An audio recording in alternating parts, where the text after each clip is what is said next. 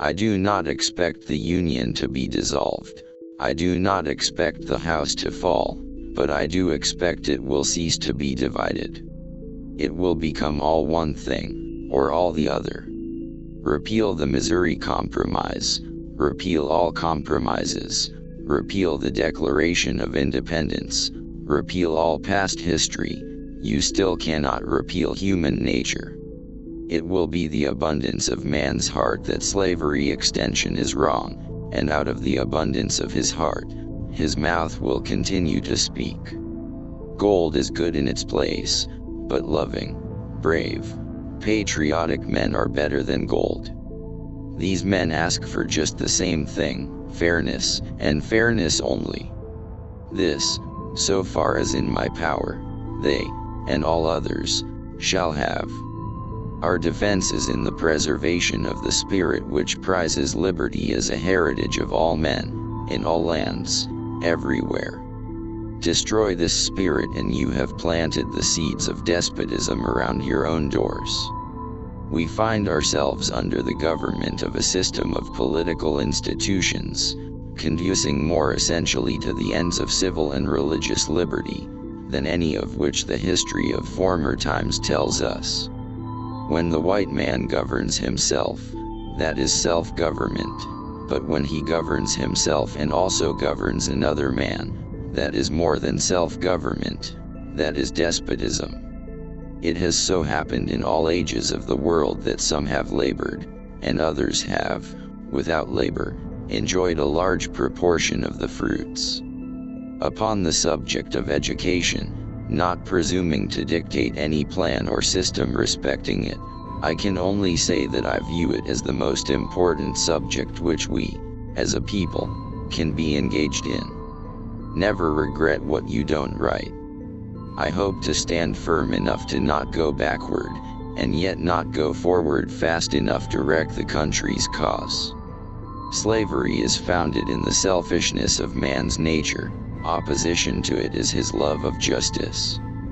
These principles are an eternal antagonism, and when brought into collision so fiercely, as slavery extension brings them, shocks and throes and convulsions must ceaselessly follow.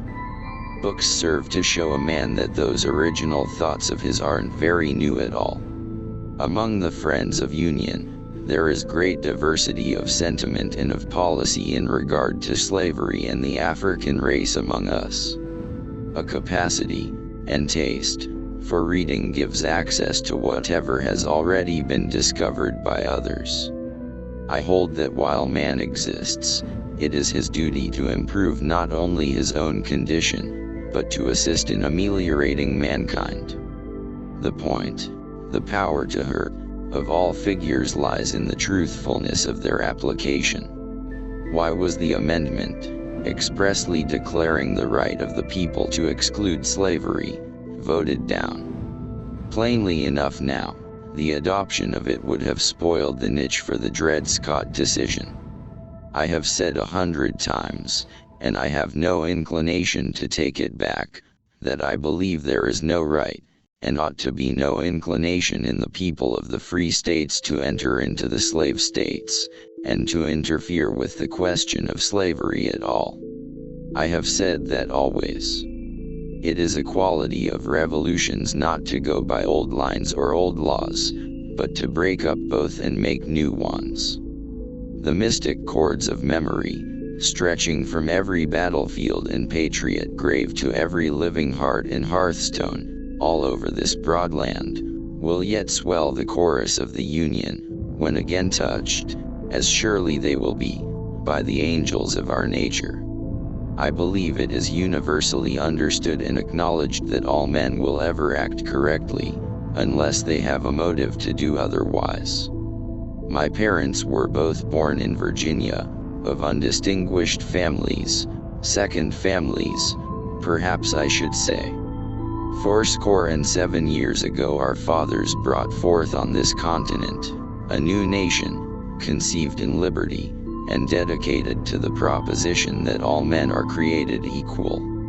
I am humble. I have been solicited by my friends to become a candidate for the legislature. My politics are short and sweet, like the old woman's dance. Standing as I do, with my hand upon this staff, and under the folds of the American flag, I ask you to stand by me so long as I stand by it. It is not my nature, when I see a people borne down by the weight of their shackles, the oppression of tyranny, to make their life more bitter by heaping upon them greater burdens, but rather would I do all in my power to raise the yoke than to add anything that would tend to crush them. A private soldier has as much right to justice as a major general. Some single mind must be master, else there will be no agreement in anything. I can express all my views on the slavery question by quotations from Henry Clay.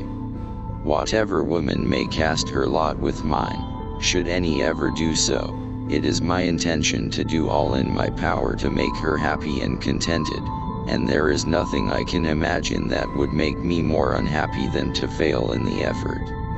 Insofar as the government lands can be disposed of, I am in favor of cutting up the wild lands into parcels so that every poor man may have a home. I was losing interest in politics, when the repeal of the Missouri Compromise aroused me again.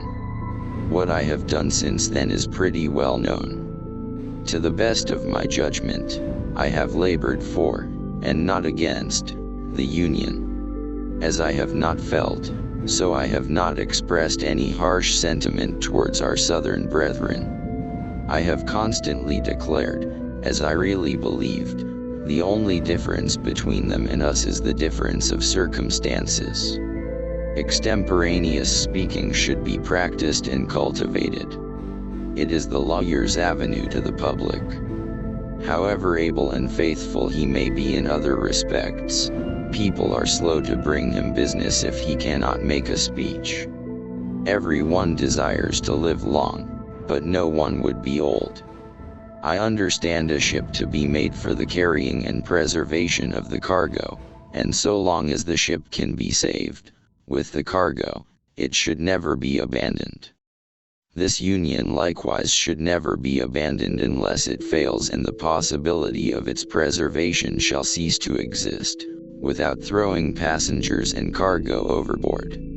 If the great American people will only keep their temper, on both sides of the line, the troubles will come to an end, and the question which now distracts the country will be settled just as surely as all other difficulties of like character which have originated in this government have been adjusted. Concede that the new government of Louisiana is only to what it should be, as the egg is to the fowl, we shall sooner have the fowl by hatching the egg than by smashing it. When Southern people tell us they are no more responsible for the origin of slavery than we are, I acknowledge the fact. When it is said that the institution exists, and that it is very difficult to get rid of it in any satisfactory way, I can understand and appreciate the saying. I do not think I could myself be brought to support a man for office whom I knew to be an open enemy of, and scoffer at, religion. I never went to school more than 6 months in my life, but I can say this, that among my earliest recollections, I remember how, when a mere child, I used to get irritated when anybody talked to me in a way I could not understand. The people know their rights, and they are never slow to assert and maintain them when they are invaded. It is rather for us here dedicated to the great task remaining before us, that from these honored dead we take increased devotion to that cause for which they gave the last full measure of devotion. Illinois surpasses every other spot of equal extent upon the face of the globe in fertility of soil and in the proportionable amount of the same which is sufficiently level for actual cultivation. The people will save their government, if the government itself will allow them. If ever I feel the soul within me elevate and expand to those dimensions not wholly unworthy of its almighty architect, it is when I contemplate the cause of my country, deserted by all the world beside, and I standing up boldly and lone and hurling defiance at her victorious oppressors.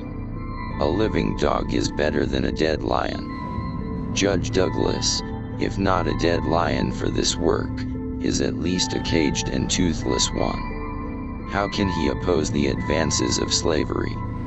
He don't care anything about it. The assertion that all men are created equal was of no practical use in effecting our separation from Great Britain, and it was placed in the Declaration not for that, but for future use. I go to assume a task more difficult than that which devolved upon Washington. Unless the great God, who assisted him, shall be with me and aid me, I must fail. But if the same omniscient mind and almighty arm that directed and protected him shall guide and support me, I shall not fail, I shall succeed. I have always hated slavery, I think, as much as any abolitionist. I have been an old line Whig.